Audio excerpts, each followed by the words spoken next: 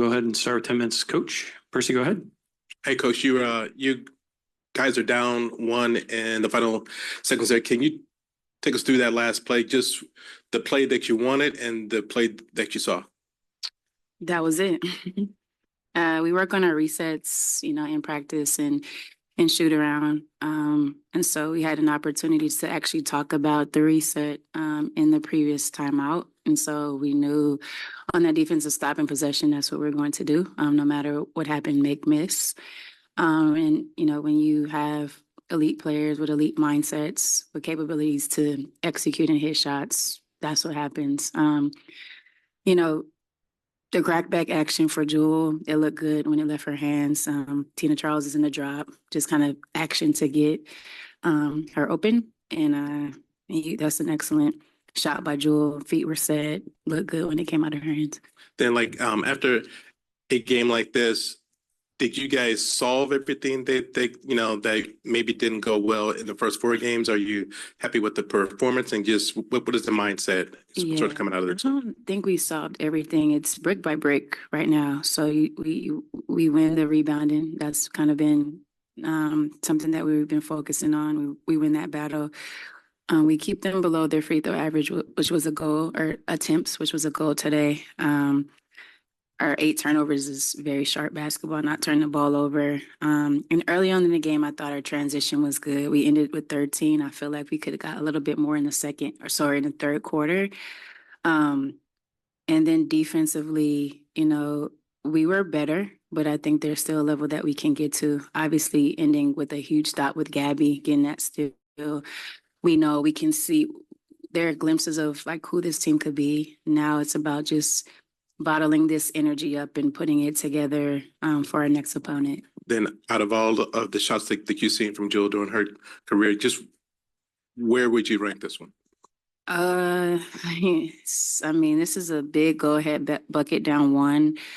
I've been with her where she's hit game winners and a plethora of tough shots. The other day in Atlanta, she just hit a tough shot. That one was pretty. I hadn't seen anything like that. But to me, this one feels good because of what it will catapult, and how we played, coming back and being down and late in that game and knowing that we have the pieces to execute.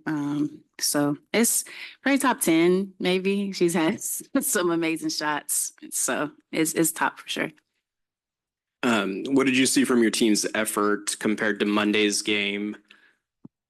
Night and day, 180. I think it started with Ezzy today. I mentioned that during halftime in the first quarter.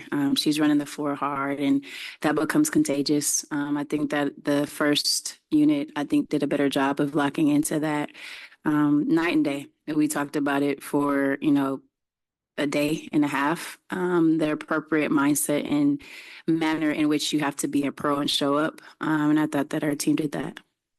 Obviously, Jewell and yourself have been part of championship teams, but I thought for this specific squad, this was one of your guttier wins, down 4 with 90 seconds to go. Just talk about how you can build off of a win like this. Yeah, this group needs reps. And so these are excellent reps for this particular team in this particular season, because we haven't had a season with it, and we can build off of different things. What we can do schematically, defensively at the end of games. We can build on our offensive execution. We can build in the in-between of how we want to play, execute on both sides of the basketball. So it's about the reps that you don't really get in practice. The game reps are going to be important, and it's always better when the reps turn into W's. Yeah. And just some thoughts on Tina Charles, 19, 17, and 10. I think they said first triple-double in franchise history for Atlanta. She continues to etch her name in the history books. Number 2 scoring right in our league right now. When I saw 10 assists for Tina, no shade to Tina. I'm like, okay. You're not just a scorer, you can distribute. A couple of those are breakdowns. I don't know why we were doing what we're doing to allow her to see. But I think that's an excellent player. Tina is a legend. She's going to obviously be a Hall of Famer. What she's done for the W in general, not just what she's doing on the court, but off the court with her Hopi Foundation and all those things that she contributes to the community. So, yes, her efforts on the court continue to be amazing, but she's an ambassador for everything good in this life and what we really like in this league. So, she's sharp. You know, she's a tough cover. She's a bucket, but she also rebounds the ball very well, and she's going to continue to do that at a high level. You referenced the stop at the end of the game earlier, but what did it say both about kind of the group and the communication to force them deep into that count and then Gabby to make that play? Yeah, a couple of things were happening too. We try to mix up our matchups, and so the attack wasn't quite open. The read wasn't quite open because of, you know, who was defending who.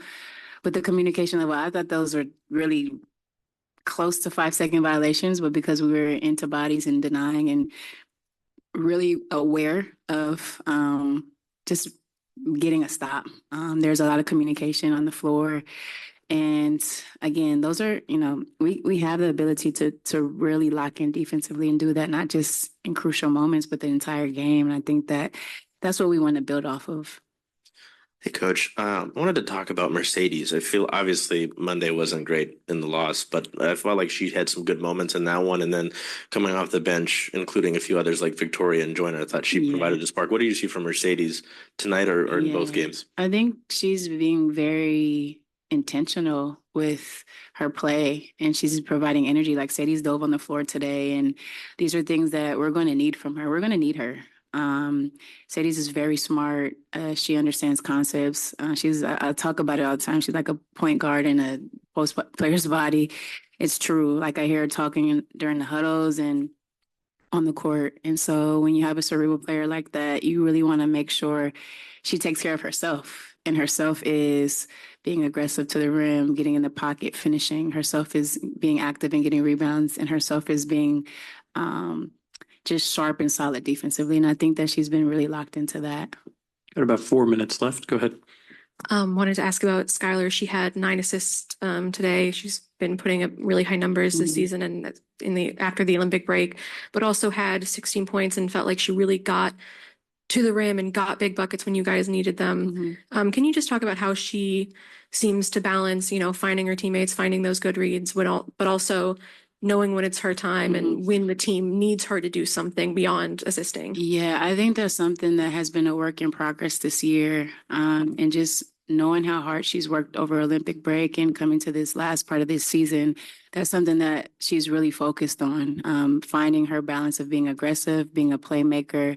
And I think she's getting comfortable. And that's something that we were trying to find early on in the season. She works extremely hard, very hard on her game, but she also wants to make sure she's distributing and making sure that people are getting the ball in the right places. And when you have an elite point guard who is capable of doing a lot of things, A, scoring, B, facilitating, and C, playing defense, I think that really helps our team. It jumpstarts us in a lot of ways. And even today, it's like she was cooking. Jewel's like, give her the ball. When Jewel's cooking, she's like, give Jewel the ball. So that's even coming together in ways that makes me know that they're getting that rhythm and understanding like our system, flow of game, and all those things. And it's good to see her in a pocket of comfort. And aggressive Sky is necessary for us as well.